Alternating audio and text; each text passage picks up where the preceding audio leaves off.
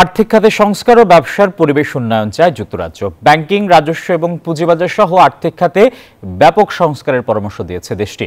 শেরেবাংলা নগরে British high commissioner সারা কুকের সাথে বৈঠক শেষে কথা জানান অর্থ উপদেষ্টা ডক্টর সালেউদ্দিন আহমেদ। এ সময় ব্রিটিশ হাইকমিশনার বলেন, ব্যবসার পরিবেশ ঠিক থাকলে বাংলাদেশে বিনিয়োগ বাড়াতে আগ্রহী যুক্তরাজ্য। ব্যবসার পরিবেশ উন্নত করতে যে ধরনের সংস্কার করবে বাংলাদেশ, তার পাশে থাকবে British Sarkar.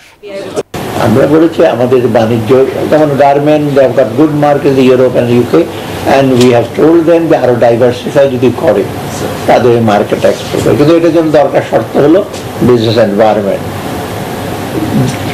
ease of doing business, মানে ক্লাইমেটটা বিজনেস ঠিক করতে হবে। I was discussing with the honourable advisor how we can build investor confidence and strengthen our trade and investment ties. জীবনের গতি থাকুক।